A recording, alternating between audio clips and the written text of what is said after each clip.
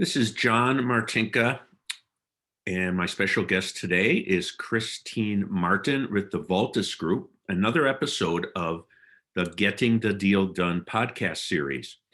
Christine is a partner and the co-founder of the Valtas Group. The Valtas Group works with nonprofits, so it's a little different twist on this podcast series, but every business person I know works with a nonprofit, two or three or more. So I think it is a very timely topic, and they run it as a business. It is a business. They help nonprofits with interim C-level people. They have a recruiting division, and they do projects working on strategy and succession and many other things. So, Christine, welcome. Thanks, John. We really appreciate the opportunity to talk with you today. So I gave the 3% description of what you do. Why don't you go into a little more detail about what Valtas does and tie into it how you got there, how this company came to be? Of course. So as you described, Valtas does three primary things. We work with leadership succession planning, helping with the search process, helping serve as interim CEOs and executive directors, and then working on a variety of different projects. Succession planning, strategic planning, organizational development. Valtas has been around for about 3 years, so we're pretty young. We're a startup ourselves, and as you pointed out, we are a business, but we are in the business of supporting nonprofits and social purpose organizations. That's our whole focus. And Valtas came into being because a number of the founders had worked in the for-profit sector in the past, so like a lot of the folks that are listening to you today, and decided that they really wanted to make a significant difference in the nonprofit and social sectors, and recognizing that a lot of the business skills that we had from prior careers would be incredibly valuable to nonprofits. So that's kind of the first piece. The second piece is that nonprofits, especially in Washington state, there are hundreds of nonprofits, but most of them are fairly small. And so they don't have an entire C-suite. There's probably less than 50 nonprofits in Washington that have over $50 million in revenue. So most of them are in that $5 million, $10 million range. So they're small businesses. And when their leader leaves, their executive director or their CEO, there isn't often someone to step in. So we started doing interim executive director work in prior businesses about 10 years ago. And we've done interim assignments at over 50 nonprofits just in the last 3 years with our team. And there continues to be significant change in the nonprofit sector, and we don't anticipate that slowing down. So being able to ensure leadership continuity for nonprofits is a big piece of who we are and what we do. Okay. One of the things that I'm interested in learning more about is the project work that you do. I'm very familiar with your interim C-level and your recruiting. I'm on your distribution list. You do a really good job of keeping people up to speed on that. But talk a little more about the projects. You don't name clients, but if you could name a couple situations that to give an example of how you help. Of course. So just like any business, nonprofits need a strategic plan. And what we have found over the years, especially as we go in as an interim leader or advisor to the board or the executive, is sometimes they have strategic plans that have gathered a little dust sitting on the shelves. They were drafted 3 or 4 years ago, and business changes, and nonprofits are no different. So a good example of that is a local nonprofit that has been operating a $10 to $12 million budget, serving youth in Washington state for quite some time. And the need has continued to grow, and both the state and federal funding sources have continued to expand.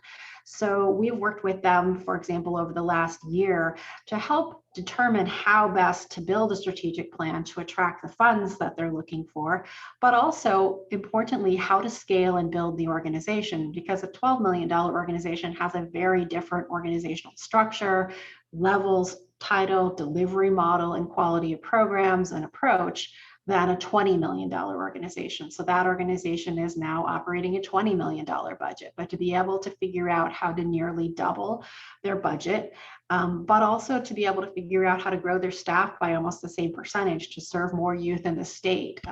That's the work that we do, and an example of what I would say is a medium-sized organization. Okay. Okay. What's going on with nonprofits in this COVID era? Some have seen their fundraising shift or disappear. Um, and I'm sure there's a lot of other things going on with that. I'm sure they have the same people problems that are going back to work that for-profit companies do. Of course. So let's talk about funding first, because obviously that's a big piece of how nonprofits make a living. So we have some organizations who are funded by grants and donors, and most of their money comes because of the services that they're providing. Good examples in sort of youth and family services, homeless services, that social welfare type of place. Those organizations are actually doing surprisingly well through the pandemic. They have their challenges. If you're running a homeless shelter or a youth program for low-income youth and you have COVID, so people can't be in the same places, they struggle with the same thing all businesses do in terms of trying to figure out how to deliver services in the pandemic. But from a funding perspective, there's new dollars through CARES, through the state, and quite frankly, through a lot of initiatives for individual donors where money is coming in. And I've seen most of those organizations weather this storm for the last 18 months fairly well. So that's one example. I think fee-for-service nonprofits, so think about your arts organizations who might get some grants, but of course receive revenue from ticket sales because they're a film festival or they're a performing arts organization. I think those are the ones that have struggled the most because they can't deliver services and actually receive revenue from the work that they do. So I think those are the ones that I think I'm the most concerned about, like what it looks like coming out.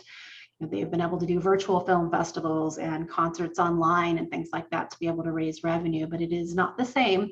And they certainly have changed their staffing models significantly. So those are the ones where, much like when restaurants needed to close, movie theaters needed to close, and film studios and performing arts organizations needed to close. And so those folks received layoff notices and are struggling to come back from that place. So that's kind of two examples on the funding side. I think nonprofits will also experience the same challenges that the rest of the community is experiencing in terms of turnover. I'm already seeing it with executive leaders, but also staff making decisions to leave organizations they've hung in there with over the term of COVID and accepting new roles. And I think that turnover that's happening for your for-profit businesses is affecting nonprofit businesses in the same way. So that I think is a big concern starting in the fall as folks return to service. Okay. You're a 3-year-old company. You've taken off. I know what some of the things you're doing, as I said, from all your press releases that I get. So there's a market need for it. How have you changed the market? Well, I mean, what were these nonprofits doing and struggling with on interim people and recruiting and all of that before the Valtas Group? Yeah, it's a great question. Thanks, John.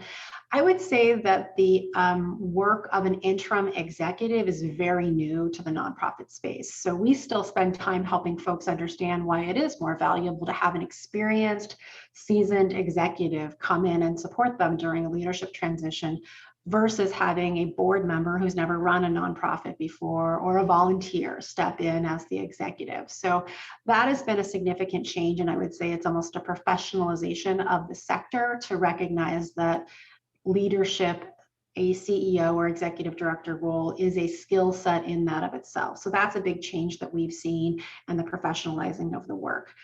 The other piece I think I'll talk about is search. Obviously, most nonprofit board members join a board because they care deeply about the youth that they're serving or the Humane Society or the arts or whatever the organization's mission is. But most nonprofit board members have never hired and never been an executive director themselves. So, really knowing what to look for and the unique nature of the leadership required sometimes does require a search firm. And I think these days, as the employment market is incredibly tight and it is difficult to find great talent for these organizations for what is arguably a very difficult job running a nonprofit, raising money for your salary and for everyone else's.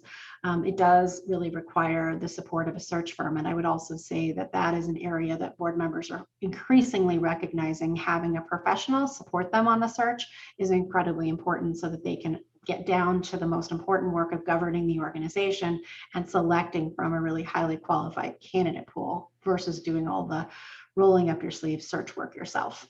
Okay, very good. You mentioned board members, business people like me, like you, like your co-founders. We all tend to be on boards of nonprofits and help them.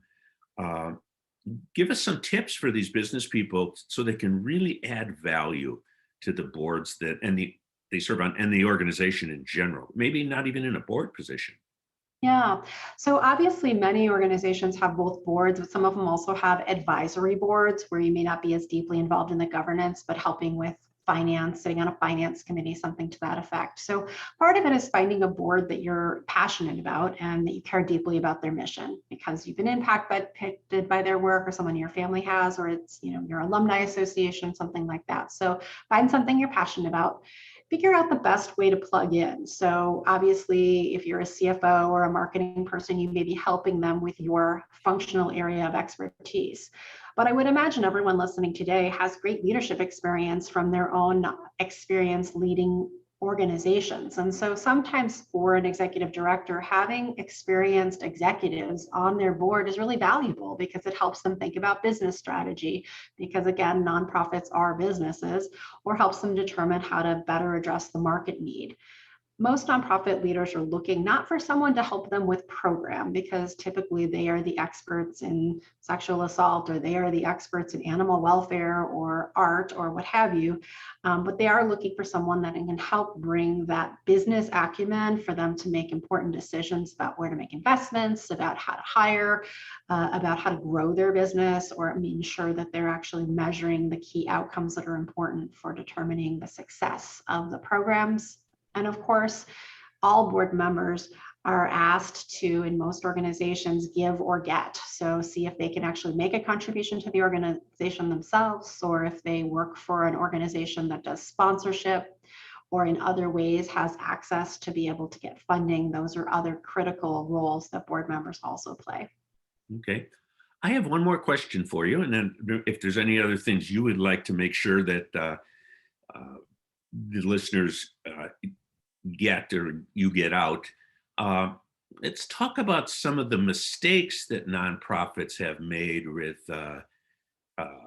strategy, recruiting their executive directors, et cetera. I'm sure you've got some interesting stories that the guilty shall remain nameless. So Of course. share a couple. Give Yeah. people what not to do. Yeah, well, I think just like any business, it's really important that the nonprofits have a program or product or service that's really relevant. I worked with an organization a few years ago that had been working with the homeless community, and they offered an opportunity to stay connected through voicemail. So it was a tool for homeless folks to be able to call in and receive messages from providers, their healthcare providers or housing providers. But the market had shifted pretty significantly where the federal government was offering stipends for cell phones, which, as it turns out, also, in addition to having a voicemail, have an ability to call out. So it's a good example of the market had changed in the service provider space for that organization. And we ended up merging that organization into a larger entity for which that voicemail product was really valuable. But lesson learned is the business strategy for your nonprofit needs to keep up with the needs for the community you're serving.